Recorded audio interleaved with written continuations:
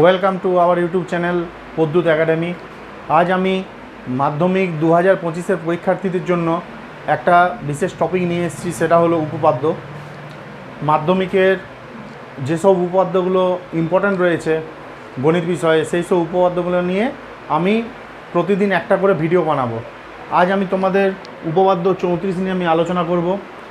উপপাদ্য বিষয়টা কি সেটা প্রত্যেকেই জানো, ক্লাস 8 থেকে অর্থাৎ অষ্টম শ্রেণী থেকে তোমরা উপপাদ্য শিখে আসছো। উপপাদ্য প্যাটার্নটা কি সেটা তাও আমি একবার আলোচনা করে নিচ্ছি। উপপাদ্যতে তোমাদের কোশ্চেনে কিন্তু কখনোই বলা থাকবে না উপপাদ্য 34টি বিবৃত করো এবং ব্যাখ্যা করো বা প্রমাণ করো, এইসব কিছু দেওয়া থাকবে না। তোমার কোশ্চেনে কিন্তু উপপাদ্য 34 বা 35 বা 36 বলে কোনো কিছু উল্লেখ করা থাকবে না। তাহলে উপপাদ্য কোশ্চেনে কী থাকবে, যে উক্তিটা রয়েছে বইয়ের মধ্যে দেখবে তোমাদের পিঙ্ক কালার করে লেখা থাকে কোশ্চেনটা, কোনো বৃত্তের একটি বৃত্তচাপের দ্বারা গঠিত সম্মুখ কেন্দ্রস্থ কোণ ওই চাপের দ্বারা গঠিত যে কোনো বৃত্তস্থ কোণের দ্বিগুণ হয়। অর্থাৎ প্রত্যেকটা উপপাদ্যতে এইরকমভাবে পিঙ্ক রঙের যে উক্তিটা দেওয়া থাকে সেটা তোমাদের কোশ্চেনের মধ্যে তুলে দেওয়া থাকবে, আর আগেটাতে লেখা থাকবে দেখাও যে বা প্রমাণ করো যে। ঠিক আছে, সেখানে কিন্তু উপপাদ্যর কোনো প্রকার নাম্বারিং করা থাকবে না, যে এত নম্বর উপপাদ্য বা এত নম্বর উপপাদ্য কিচ্ছু লেখা থাকবে না ওইসব। সেই জন্য উপপাদ্য করতে গেলে কিন্তু তোমাদের প্রথমত বুঝে বুঝে উপপাদ্য করতে হবে, মুখস্থ করে কিন্তু উপপাদ্য হয় না। ঠিক আছে, আমি এবার মেন বিষয়ের মধ্যে আসছি। তাহলে উপপাদ্যের মধ্যে যে কোশ্চেনটা দেওয়া থাকবে সেই কোশ্চেন পড়ে প্রথমত আমরা কোশ্চেনটা পড়ে কি বুঝলাম সেরকম একটা আমাদের পিকচার ড্র করতে হয়, এবং সেই কোশ্চেনের মধ্যে যা লেখা রয়েছে সেই লেখাটাকে যখন আমরা নামকরণ সহ লিখব সেটা হয়ে যাবে তখন উপপাদ্যের প্রদত্ত বা স্বীকার। ঠিক আছে, তাহলে উপপাদ্যের প্রথম পার্ট হচ্ছে একটা পিকচার, তার পরের পার্ট হচ্ছে প্রদত্ত অথবা স্বীকার, যে কোনো একটা লিখলেই চলে। তার পরের পার্ট আসে কোশ্চেনটা পড়ে আমাদের কি প্রমাণ করতে বলেছে, কি প্রমাণ করতে হবে সেই বিষয়টা আমাদের লিখে দিতে হবে। সেটা হচ্ছে প্রমাণ করতে হবে যে বা প্রামাণ্য বিষয়ের মধ্যে অংশের মধ্যে পড়ছে আর কি। তারপর কিছু কিছু উপপাদ্যর ক্ষেত্রে অঙ্কনের প্রয়োজন পড়ে, আবার কিছু কিছু উপপাদ্যর ক্ষেত্রে অঙ্কনের প্রয়োজন পড়ে না। সেটা তোমরা যখন কোশ্চেনটা পড়বে এবং ছবিটা আঁকবে তখনই বুঝতে পারবে যে আমার এটা প্রমাণ করার জন্য এক্সট্রা কি পার্ট ড্র করতে হবে বা কোনো ড্র না করে আমরা প্রমাণ করতে পারছি কি না। ঠিক আছে, তারপরে মেন যে পার্টটা হচ্ছে সেটা হচ্ছে প্রমাণ। সেই প্রমাণের মধ্যে কিন্তু তোমাদের পুরো বিষয়টা তুলে ধরে উপপাদ্যটা প্রমাণ করতে হবে। সেই জন্য কিন্তু আমি বারে বারে বলছি উপপাদ্য কিন্তু মুখস্থ দিয়ে হয় না, উপপাদ্য সবসময় বুঝে বুঝে করতে হয়। ঠিক আছে, তাহলে আমি প্রত্যেকটা উপপাদ্য দশম শ্রেণীতে যেগুলো আছে সেগুলো প্রত্যেকটা নিয়ে আমি আলোচনা করব, ভিডিও বানাবো। কারো সমস্যা থাকলে কমেন্ট বক্সে অবশ্যই জানাবে। তাহলে দেখো আমি আজ উপপাদ্য 34টা নিয়ে আলোচনা করছি। ঠিক আছে, তাহলে দেখো, কোনো বৃত্তের একটি বৃত্তচাপের দ্বারা গঠিত সম্মুখ কেন্দ্রস্থ কোণ। একটা বৃত্ত আছে, বৃত্তের মধ্যে একটা বৃত্তচাপ, বৃত্তের বৃত্তচাপ কোনটা, আমি একটা নির্দিষ্ট বিন্দুকে মাঝে রেখে সেটার থেকে একটা নির্দিষ্ট দূরত্ব মেনটেন করে যখন আমি একটা রাস্তা তৈরি করি তখনই সেটা হচ্ছে একটা বৃত্ত। এই বৃত্ত তৈরি করার জন্য যে লাইনটা তুমি ড্র করছো সেটাই হচ্ছে কিন্তু একটা বৃত্তচাপ। প্রথমে যখন আমি ধরো এই বৃত্তটার মধ্যে এইরকমভাবে ড্র করছি, ধরো এইখান থেকে এইভাবে ঘোরাতে শুরু করেছি সম ডিস্টেন্স বজায় রেখে, তখন এটা হচ্ছে ধরো একটা বৃত্তচাপ, এটাও বৃত্তচাপ। এভাবে বৃত্তচাপগুলো যখন জুড়ে দিচ্ছ তখনই একটা বৃত্ত তৈরি হয়ে যাচ্ছে। ঠিক আছে, তাহলে একটা বৃত্তর মধ্যে দেখো কোনো বৃত্তের একটি বৃত্তচাপের দ্বারা গঠিত সম্মুখ কেন্দ্রস্থ কোণ। তাহলে এই বৃত্তটার মধ্যে আমি ধরে নিচ্ছি এটা হচ্ছে একটা বৃত্তচাপ, বৃত্তচাপটা আমি নাম দিয়ে দিচ্ছি, এখানে ধরো একটা পয়েন্ট দিচ্ছি এ, এটা একটা পয়েন্ট নাম দিয়ে দিচ্ছি বি, মাঝখানে দিয়ে দিচ্ছি ধরো পি। তাহলে এপি বি হয়ে গেল এখানে আমার একটা বৃত্তচাপ। এই বৃত্তচাপের দ্বারা গঠিত সম্মুখ কেন্দ্রস্থ কোণ। কেন্দ্রস্থ কোণ মানে তোমরা বুঝতে পারছো কেন্দ্র দ্বারা যে কোণটা তৈরি হচ্ছে, তাহলে এটা হয়ে যাচ্ছে একটা কেন্দ্রস্থ কোণ। ঠিক আছে, এটা হয়ে গেল একটা কেন্দ্রস্থ কোণ। একটা জিনিস নোটিস করবে, আমরা যখন একটা কোণ ড্র করি এটাও যেমন কোণটা হচ্ছে তেমনি এটাও তো কোণটা। আমি যদি এটা নাম দিই এ বি সি, তাহলে এ বি সি নামকরণ দ্বারা আমি কোন কোণটাকে ইন্ডিকেট করছি, দেখো এটাকেও বোঝা যাচ্ছে আবার এই কোণটাকেও বোঝা যাচ্ছে। তাহলে কোন কোণটা আমরা ধরবো, এখানে ধরো দেখো এপিবি যখন বৃত্তচাপটা আমি যদি না বলে শুধুমাত্র ধর কেন্দ্রটা নাম দিয়ে দিচ্ছি ও, আর এখানে পি নামটা ধরো আমি দিলাম না, তখন কি হচ্ছে দেখো, যদি আমি কোণ এ ও বি বলি তাহলে কোণ এ ও বি বলতে এই কোণটাও বুঝাবে, আবার এ ও বি বলতে এই কোণটাও বোঝাবে। তাহলে কোন কোণটা আমরা নেব, সেই জন্যে আমাদের এখানে কিন্তু বৃত্তচাপের যখন আমরা উল্লেখ করেছি সেই সময় আমরা বৃত্তচাপটা এখানে একটা পি নামকরণ ওই জন্য করেছি। এটা নিয়ে কোনো কাজ নেই, শুধুমাত্র কোণটাকে দেখানোর জন্য আর কি, যে আমি কোন সাইডে কোণটাকে কাউন্টিং করব। তার সাথে দেখো একটা ভাষা জুড়ে দিয়েছে সন্মুখ কেন্দ্রস্থ কোণ। তাহলে এই বৃত্তচাপের জন্য সন্মুখ কেন্দ্রস্থ কোণ কোনটা হচ্ছে এইটা, তার মানে আমরা এই কোণটাকে নিয়ে হিসাব করব। ঠিক আছে, তাহলে দেখো কোনো বৃত্তের একটি বৃত্তচাপের দ্বারা এপিবি বৃত্তচাপের দ্বারা গঠিত সন্মুখ কেন্দ্রস্থ কোণ, সন্মুখ কেন্দ্রস্থ কোণ কোনটা এওবি, ওই চাপের দ্বারা গঠিত যে কোনো বৃত্তস্থ কোণের দ্বিগুণ হয়। তাহলে এখানে বৃত্তস্থ কোণ কী হবে, বৃত্তের ওপর কোনো একটা বিন্দু নাও এবং এই বৃত্তচাপের সাথে সেইটা যে কোণ উৎপন্ন করবে সেই কোণটাকে নিয়ে আমরা হিসাব করব। তাহলে দেখো এর সাথে এই বিন্দুটা, বি এর সাথে এই বিন্দুটা আমরা জুড়ে দিলাম। এই বিন্দুটা যদি নাম দিয়ে দাও তুমি সি, তাহলে কী হচ্ছে বৃত্তস্থ কোণের নামটা আমরা কী দিব তখন এ সি বি। তাহলে মোদ্দা কথা হিসাবটা কী দাঁড়ালো, আমাকে কী প্রমাণ করতে বলেছে, বৃত্তচাপের দ্বারা গঠিত সন্মুখ কেন্দ্রস্থ কোণ অর্থাৎ এ ও বি, এটা হচ্ছে সম্মুখ কেন্দ্রস্থ কোণটা। এই এ ও বিটা কী হবে, ওই চাপের দ্বারা গঠিত যে কোনো বৃত্তস্থ কোণের দ্বিগুণ। এখানে বৃত্তস্থ কোণ কোনটা, কোণ এ সি বি। তাহলে মোদ্দা কথায় যেটা দাঁড়ালো সেটা কি হচ্ছে, আমাদেরকে কি প্রমাণ করতে হবে, কোণ এ ও বিটা কোণ এ সি বি এর দ্বিগুণ হবে অর্থাৎ ডাবল হবে, সেটা আমাদের এখানে প্রমাণ করে দেখাতে হবে। ঠিক আছে, অর্থাৎ শর্টে যদি আমি বলি তাহলে কি দেখাবো, কোণ এওবি সমান হবে 2 ইন্টু কোণ এসিবি, ওর ডাবল এ এসিবির ডাবল এওবি। তাহলে যেটা ছোট তার সাথে যদি আমরা 2 গুণ করে দিই তাহলে আমাদের চলে আসবে কি এই কোণটা। তাহলে সেটা হয়েছে কি আমাদের প্রামাণ্য বিষয়ের মধ্যে অন্তর্গত। তাহলে আমাদের প্রথম যে পার্টটা ছিল কি বলেছিলাম, প্রদত্ত বা স্বীকার। সেই প্রদত্ত বা স্বীকারের মধ্যে আমরা কি লিখব, বইয়ের মধ্যে সব কিছুই তোমরা পেয়ে যাবে। ঠিক আছে, এক্সট্রা আমি কিছু বলছি না। এখানে ভাষাগুলো যেগুলো বলছি যদি আমার ভাষা লিখতে চাও তোমরা খাতাতে নোট ডাউন করে নেবে ভিডিও পজ করে করে, আমি এখানে অত ডিটেলস লিখছি না। দেখো তাহলে প্রদত্ত বা স্বীকারের মধ্যে কি থাকবে, আমি আগে বললাম কোশ্চেনের মধ্যে দুটো অংশ আছে। একটা অংশ হচ্ছে আমাকে কি দেখাতে বলেছে সেটা, সেই অংশটা বাদ দিয়ে যেটা পড়ে থাকলো সেই অংশটাকে নামকরণ সহ যখন লিখব তখনই সেটা হচ্ছে প্রদত্ত বা স্বীকার। তাহলে কোনো বৃত্তের একটি বৃত্তচাপের দ্বারা গঠিত কোনো বৃত্তের, এখানে কোনো নামকরণ ছিল না, আমি যে বৃত্তটা নিয়ে কাজ করছি সে বৃত্তটার নাম কি, ও কেন্দ্রীয় বৃত্তের, ও কেন্দ্রীয় বৃত্তের। তাহলে এখানে আমাদের ভাষাটা কী হবে, ও কেন্দ্রীয় বৃত্তের। দেখো একটি বৃত্তচাপের দ্বারা গঠিত সন্মুখ কেন্দ্রস্থ কোণ, সন্মুখ কেন্দ্রস্থ কোণ কত আমরা তো জানি, এ ও বি হয়ে গেল সন্মুখ কেন্দ্রস্থ কোণ। ওই চাপের দ্বারা গঠিত যে কোনো বৃত্তস্থ কোণের দ্বিগুণ। তাহলে যে কোনো বৃত্তস্থ কোণ ওখানে বলেছে, আমাদের এখানে বৃত্তস্থ কোণটা আমরা ড্র করে নিয়েছি। বৃত্তস্থ কোণ কি এ সি বি। তাহলে আমাদের এখানে ভাষাটা কী হবে, ও কেন্দ্রীয় বৃত্তের এ ও বি হলো সন্মুখ কেন্দ্রস্থ কোণ এবং এ সি বি হলো বৃত্তস্থ কোণ। তাহলে আমাদের এখানে মোদ্দা কথার মূল ভাষাটা কি দাঁড়ালো, ও কেন্দ্রীয় বৃত্তের এ ও বি হলো সন্মুখ কেন্দ্রস্থ কোণ এবং এসিবি হলো বৃত্তস্থ কোণ। ঠিক আছে, এখানে আমাদের গল্প শেষ প্রদত্ত বা স্বীকারের মধ্যে। এখানে আমরা বাড়তি কোনো ডাটা লিখবো না, কারণ আর তো কোনো তথ্য দেওয়া নেই, যা দেওয়া ছিল সেটা আমরা নামকরণ সহ লিখে দিলাম, সেটা হয়ে গেল প্রদত্ত বা স্বীকার। নেক্সট পার্ট হচ্ছে প্রামাণ্য বিষয়। প্রামাণ্য বিষয় বা প্রমাণ করতে হবে, যে কোনো একটা ভাষা লিখতে পারো, কোনো প্রবলেম নেই। ঠিক আছে, তো আমরা এখানে কি প্রমাণ করব, যা প্রমাণ করতে হবে সেটাই আমরা এখানে লিখব। কি প্রমাণ করতে হবে, বৃত্তটার কেন্দ্রস্থ কোণটা কী হবে, বৃত্তস্থ কোণের দ্বিগুণ।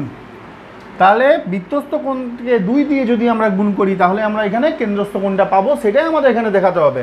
তাহলে আমরা কি লিখব, প্রামাণ্য বিষয়ের মধ্যে, প্রামাণ্য বিষয়ের মধ্যে আমরা এখানে লিখব কোণ এ ও বি সমান 2 ইন্টু কোণ এ সি বি। এটাই আমাদের এখানে প্রমাণ করতে হবে। ঠিক আছে, এবার দেখো আমাদের এখানে যখন প্রমাণ করব যে এই কোণটা ডাবল হচ্ছে এই কোণটা, ওইটা প্রমাণ করার জন্য আমাদের কিছু বাড়তি ডাটার দরকার পড়ছে কি না, একবার বা দুবার উপপাদ্য প্র্যাকটিস করে নিলে তোমার ছবিটা দেখলে মনে পড়ে যাবে যে আমাদের এখানে বাড়তি কিছু করতে হচ্ছে কি না। ঠিক আছে, তাহলে দেখো আমরা এই কোণটার যে ডবল এইটা করব, সেটা করার জন্য কি কোনো ত্রিভুজ আছে? নেই। একটা আমাদের এখানে চতুর্ভুজ টাইপের একটা বানানো আছে, সেইখানেও কোনো সামান্তরিকও নয়, কোনো আয়তক্ষেত্র নয়, কোনো রকমের একটা ভালো পিকচার ড্র করা নেই, একটা নর্মাল চতুর্ভুজ টাইপের বানানো আছে। তাহলে এই ক্ষেত্রে আমাদের কি করতে হবে? আমাদের কিন্তু প্রমাণ করার জন্য বাড়তি কিছু তথ্যের প্রয়োজন আছে। সেই জন্য আমরা এখানে কি করব, সি এবং ও বিন্দু যুক্ত করে কিছু দূর বর্ধিত করে দেবো, যার নাম ধরো দিয়ে দিলাম ডি। তাহলে ভাষাটা কি লিখব? এখানে একটা অঙ্কনের প্রয়োজন আছে, তাহলে অঙ্কনের ভাষা আমরা কি লিখব? অঙ্কনের মধ্যে আমরা লিখব সি এবং ও বিন্দু যুক্ত করে ডি পর্যন্ত বর্ধিত করা হলো। এই বিন্দুটা কিন্তু কিছু দূর আগেই শেষ হয়ে যাবে, এটা কিন্তু কখনোই আমাদের পরিধির সাথে বৃত্তটা টাচ করব না। ঠিক আছে, তাহলে সি এবং ও যুক্ত করে ডি পর্যন্ত বর্ধিত করা হলো, এটা হচ্ছে আমাদের অঙ্কন। এরপরে আসবো আমরা প্রমাণে। দেখো প্রমাণে আমরা কি করব? প্রমাণ তো করতে হবে। প্রমাণ করার জন্য দেখো আমাদের এখানে দুটো ত্রিভুজ তৈরি হয়ে গেছে, এটা একটা ত্রিভুজ আর এটা একটা ত্রিভুজ। আরেকটু যদি গভীরে যে আমি বলি, দেখো এই ত্রিভুজটার এই যে কোণটা আছে, সেই কোণটার দেখো একটা বহিস্থ কোণ তৈরি হয়ে আছে এখানে। ভিতরে ডাটাগুলো যদি আমি মুছে দিই, তাহলে দেখো এই কোণটা, এই কোণটার বহিস্থ কোণ হলো এটা। দেখো এটা যদি আমি আলাদাভাবে একটা ত্রিভুজ আঁকি, এটা একটা ত্রিভুজ। এর দেখো যদি আমি একটা বাহুকে, এই বাহুটাকে যদি কিছু দূর বর্ধিত করি, তাহলে এই কোণটা যেটা আছে তার বহিস্থ কোণ হচ্ছে এইটা। আমরা অষ্টম শ্রেণীতে একটা উপপাদ্য পড়েছিলাম যে একটা ত্রিভুজের যে কোনো একটা কোণের বহিস্থ কোণ সেটা কি হবে? বিপরীত অন্তস্থ কোণদ্বয়ের সমষ্টির সাথে সমান হয়। ঠিক আছে, অষ্টম শ্রেণীর উপপাদ্য এটা ছিল। যদি আমি এই কোণটার বহিস্থ কোণ হিসাব করি, তাহলে বিপরীত অন্তস্থ কোণ অর্থাৎ এই কোণটা এবং এই কোণটা, এই দুজনের সমষ্টির সাথে সমান হয়ে যাবে এই কোণটা। আবার যদি আমি এইটা না করে এই কোণটার বহিস্থ কোণটা নিই, তাহলে কী হবে? এই কোণটার বহিস্থ কোণ সমান কী হবে? এই দুটো অন্তস্থ কোণের সমষ্টির সাথে সমান। তাহলে যে কোনো একটা ত্রিভুজের একটা কোণের বহিস্থ কোণের মানটা হবে বিপরীত অন্তস্থ কোণদ্বয়ের সমষ্টির সাথে সমান। তাহলে দেখো আমাদের এই কোণটার বহিস্থ কোণ হচ্ছে এটা, অর্থাৎ কোণ এ ও সি, তার বহিস্থ কোণ কী হচ্ছে? এ ও ডি। তাহলে বহিস্থ কোণের মানটা কী হবে? বিপরীত অন্তস্থ কোণদ্বয়ের সমষ্টির সাথে সমান, অর্থাৎ এই কোণটা প্লাস এই কোণটা করলে এই কোণটা আমরা পাবো। তাহলে O A C plus O C A, এই দুটো কোণ আমরা যোগ করলে এই বহিস্থ কোণটা পাবো। কেন পাচ্ছি? অষ্টম শ্রেণীর উপপাদ্য ছিল এটা, সেখান থেকে আমরা এটা করছি। ঠিক আছে, তাহলে কোণ ও এ সি প্লাস কোণ ও এ সি প্লাস কোণ ও সি এ, এই দুটো কোণের সমষ্টি কী হচ্ছে? কোণ এ ও ডি। আবার দেখো এই ত্রিভুজটা একটা সমদ্বিবাহু ত্রিভুজ। কেন? এই ত্রিভুজের দেখো এই বাহুটাও ব্যাসার্ধ, এই বাহুটাও ব্যাসার্ধ। একটা বৃত্তের সমস্ত ব্যাসার্ধ হলো তা কী হবে না? কেন্দ্রবিন্দু থেকে প্রত্যেকটা দেওয়ালের দূরত্বকে তো আমরা ব্যাসার্ধ বলি। তা দেখো কেন্দ্র থেকে এই দূরত্বটা ব্যাসার্ধ, এটা এখানে কেন্দ্র থেকে এই দূরত্বটা ব্যাসার্ধ, অর্থাৎ এই দুটো বাহু পরস্পর সমান। এই দুটো বাহু যদি পরস্পর সমান হয়, আমাদের সমদ্বিবাহু ত্রিভুজের ধর্ম থেকে আমরা কি পাই? যদি একটা ত্রিভুজের দুটো কোণ পরস্পর সমান হয়ে যায়, দুটো বাহু পরস্পর সমান হয়ে যায়, একটা ত্রিভুজের দুটো বাহু যদি পরস্পর সমান হয়, তাদের যে কোণগুলো উৎপন্ন করছে তারা, সেই কোণগুলোও কিন্তু পরস্পর সমান হয়ে যায়। ঠিক আছে, তাহলে এই দুটো কোণ পরস্পর সমান। তাহলে আমরা লিখতেই পারি কোণ ও এ সি প্লাস কোণ ও সি এর জায়গায় লিখতেই পারি, দেখো এইটা প্লাস এইটা লেখাও যা, 2 ইন্টু এই কোণটা লেখাও তা, একই ব্যাপার। তাহলে আমরা ও এ সি এর জায়গায় আমরা লিখতে পারি কোণ ও সি এ, আরেকটা ও সি এ তো ছিলই আমাদের, সমান কোণ এ ও ডি। অর্থাৎ এইটা প্লাস এইটার জায়গায় আমরা সরাসরি 2 ইন্টু এইটা লিখে দিলাম, তাহলে চলে আসছে 2 ইন্টু কোণ ও সি এ সমান কোণ এ ও ডি। এটা আমরা যদি 1 নম্বর নাম দিয়ে রাখি, আচ্ছা বোর্ডের নিচের অংশ চলে এসছে, দাঁড়াও। তাহলে এই কোণটা সমান 2 ইন্টু এই কোণটা আমরা পেয়ে গেলাম। এবার দেখো এই ছবিটার মাঝে যদি একটা আয়না রাখো, এই ত্রিভুজটাই তো উল্টো দিকে এইভাবে আছে, তাহলে এটাকে আমাদের নতুন করে করার কোনো প্রয়োজন নেই, পুরো কিভাবে আসছে সেগুলো লিখে আমরা এখানে লিখে দিতেই পারি অনুরূপভাবে। অনুরূপভাবে মানে একই রকমভাবে এই কোণটা সমান 2 ইন্টু এই কোণটা, কারণ একই রকম তো, যখনই একই রকম তথ্য থাকবে অর্থাৎ এই পাশে জেরক্স কপিটা ওই পাশে দেওয়া থাকে, তখন আমরা একটা সাইড দেখানোর পর আরেকটা সাইডকে নতুন করে দেখাবার কোনো প্রয়োজন নেই, সেখানে আমরা একটা ভাষা প্রয়োগ করব, অনুরূপভাবে দেখানো যায় যে, বা অনুরূপভাবে করে একটা কমা দিয়ে কী লিখে দেবো 2 ইন্টু এই কোণটা সমান এই কোণটা, এই পাশেরটার মতনই হুবহু, তার 2 ইন্টু কোণ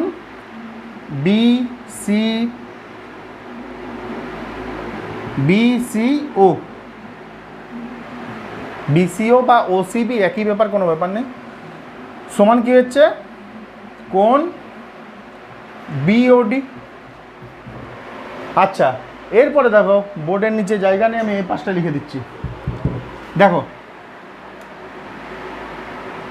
2 ইন্টু এইটা সমান এইটা বেরোলো, আর 2 ইন্টু এইটা সমান এইটা বেরোলো। যদি এই দুটো সমীকরণকে আমরা যোগ করে দিই 1 + 2, তাহলে আমরা এখানে কি পাবো? 1 + 2 করলে আমরা পেয়ে যাচ্ছি কোণ AOD প্লাস কোণ BOD সমান 2টা যদি কমন নিয়ে নিই তাহলে চলে আসছে কোণ OCA প্লাস কোণ BCO। তাহলে দেখো এরপরে AOD আর BOD যোগ করলে আমরা কি পাচ্ছি? AOD BOD। দেখো এই দুটো যোগ করলে গোটা কোণটা আসছে কি না? পুরো কোণটা চলে আসছে। তাহলে আমরা AOD প্লাস BODর জায়গায় লিখতে পারি AOB।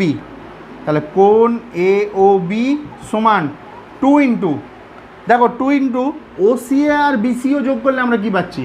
OCA অর্থাৎ এই কোণটা এবং BCO অর্থাৎ এই কোণটা, এই দুটো যোগ করলে আমরা পুরো কোণটা পাচ্ছি কি না? পেয়ে যাচ্ছি। পুরো কোণটার নাম কি? ACB। তাহলে কী লিখব? 2 ইন্টু কোণ ACB। দেখো আমাদের এই জিনিসটাই প্রমাণ করতে দিয়েছিল। দেখো এটা হচ্ছে আমাদের তাহলে কেন্দ্রস্থ কোণ, সম্মুখ কেন্দ্রস্থ কোণ হচ্ছে AOB এবং বৃত্তস্থ কোণ হচ্ছে ACB। তাহলে দেখো আমরা দেখিয়ে দিলাম, বৃত্তস্থ কোণকে 2 দিয়ে গুণ করলে কেন্দ্রস্থ কোণ আসছে, অর্থাৎ কেন্দ্রস্থ কোণটা হচ্ছে বৃত্তস্থ কোণের দ্বিগুণ। কারোর যদি বুঝতে সমস্যা থাকে আমাকে নিশ্চয়ই জানাবে, আমি আবার বুঝিয়ে দেবো, ঠিক আছে? উপপাদ্য তাহলে দেখতে পাচ্ছ, উপপাদ্য যদি তোমরা বুঝে বুঝে করো, উপপাদ্য কিন্তু কখনোই মুখস্থর জিনিস নয়। অঙ্ক বিষয়টাই হচ্ছে কখনোই কিন্তু মুখস্থর জিনিস নয়। যারা অঙ্ক মুখস্থ করো এবং ভাবছো এই রকম পাতলা বইটা আছে, আমরা বেশ কয়েকটা, খুব একটা তো বেশি অঙ্ক নেই, হার্ডলি 3-4টা খাতা শেষ হবে, আমরা মুখস্থ করে শেষ করে দেবো, তারা কিন্তু ভুল ধারণায় আছো। বই থেকে হুবহু কোশ্চেন যদি দিয়ে দেয়, একটা চ্যাপ্টার যদি মুখস্থ করো, তুমি অঙ্ক হয়তো করে দিতে পারবে। গোটা বইটা কিন্তু মুখস্থ রেখে অঙ্ক পরীক্ষা হলে কমপ্লিট করে আসা কিন্তু কখনোই সম্ভব নয়। আর কোশ্চেনে ডিজিট চেঞ্জ করে দিলে কিন্তু এমনিতে ফেঁসে যাবে। আর মাধ্যমিক পরীক্ষায় একবার যদি রেজাল্ট কার্ডের মধ্যে নাম্বারটা ছেপে যায়, গোটা জীবন কিন্তু তুমি চেঞ্জ করতে পারবে না। ওই জন্য যারা অঙ্ক মুখস্থ করো তারা কিন্তু সিস্টেম পাল্টাও, অঙ্ক বুঝে বুঝে করবে।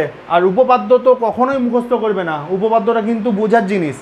আর অঙ্কে কোনো রকমভাবে সাজেশানে যাবে না, কারণ অঙ্ক 90 নম্বরের মধ্যে 90 নম্বর তোলা যায়, খুব ইজি জিনিস। হালকাভাবে বুঝে বুঝে যদি তোমরা অঙ্ক এবং উপপাদ্যগুলো করে নাও, অঙ্কে কিন্তু 90 তোলা কোনো বিশাল ব্যাপার নয়, ঠিক আছে? ওই জন্য মুখস্থর দিকে যাবে না। বুঝতে না পারলে অবশ্যই আমাকে কমেন্ট বক্সে জানাবে, আমি বুঝিয়ে দেবো। ওকে, থ্যাংক ইউ।